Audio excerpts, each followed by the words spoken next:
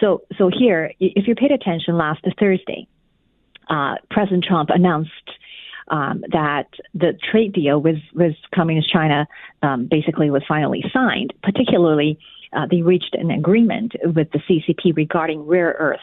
We know rare earths is a chokehold that the CCP has on not only America, but also European countries and, any other countries that rely on the industry basis, like a military or semiconductor or any high-tech industry manufacturing that must have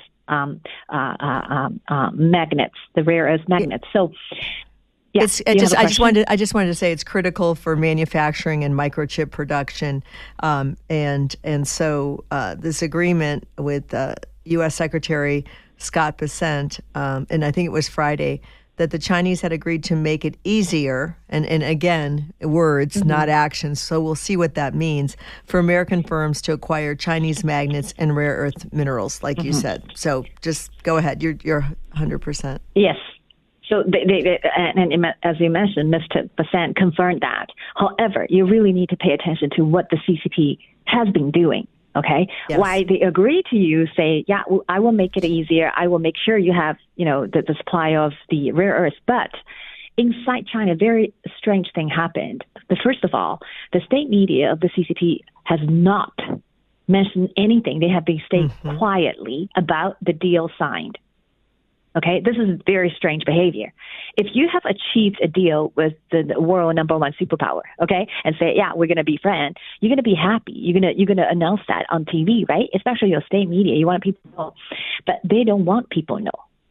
Okay, that's already a big flag. But the second thing, if you look at what they have been doing, since the Geneva talks, about what they've even preparing, even prior to the Geneva talks, is there's a Wall Street Journal article, and the title is China is tracking down its rare earth experts and taking away passports.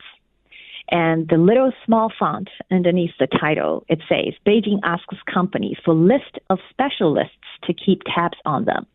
If you read this into this article was published on June 25th, which is about like a week ago. Right? Exactly. So if you look into it, there is an order coming directly from the Ministry of Commerce inside the Communist China, the CCP. Yes. They have very quietly, okay, they didn't even mention anything. Internally, they have ordered rare earth companies to submit detailed personnel lists, and including employee expertise, research backgrounds. So they basically putting an information profile for anyone that working in this industry, and they start monitoring everyone closely, and even private personal information.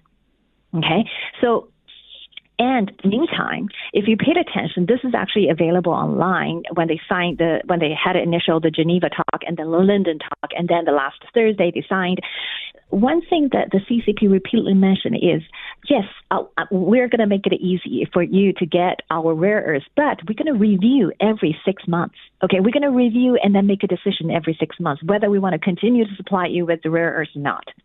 So by doing that, they maintain their chokehold at least every 6 months. Not mentioning whether they would honor, in between those 6 months' time or not. But what they've done is they have been intimidating people working inside those Chinese rare earth companies, and they demanding on their government supply lists, and everybody is under watch. So it tells you that the Ministry of Commerce has secretly, quietly ordered this. What you can guess what they want to do. What do they want to do? Do they really want to cooperate with the United States?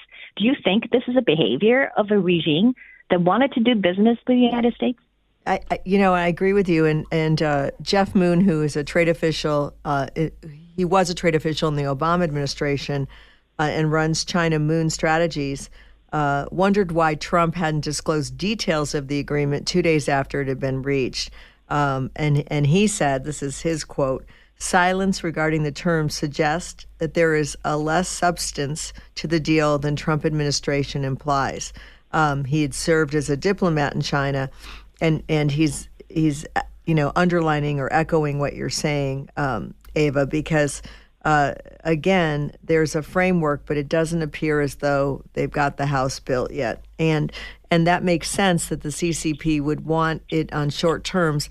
It's another way of slow walking it, right? It's another way of not really committing to the deal, but saying that you're getting along. Because one of the things we did is lift certain tariffs and certain restrictions that we had put on the CCP when they agreed to do this. So they kind of got what they wanted. We're going to have to see if we get what we're hoping to get. And not only on that, they also basically confiscated Chinese, those so-called rare earth experts in production, in equipment design, in equipment development, kind of a Chinese scientists. They confiscated their passport. They don't allow those people. Basically, they're in a jail, and the jail is called Communist China. And the jail guide is the state security apparatus and police forces. Okay, so that's the reality. So these people under constant watch, and every single one of them. It's like they're on house arrest, is what you're saying. Exactly. There's no difference. There's no difference. They are on house arrest. The CCP could crush you and your loved one in a second if they so choose to do so. Okay? Yes. Meantime, they're telling the external world, say, oh, yeah, Chinese people love the CCP. This is nationalism. This is patriotism.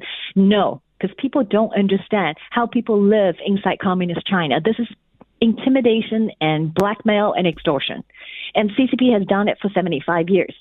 And if you don't listen to me, then you're gone. You're killed. That's how simple it is.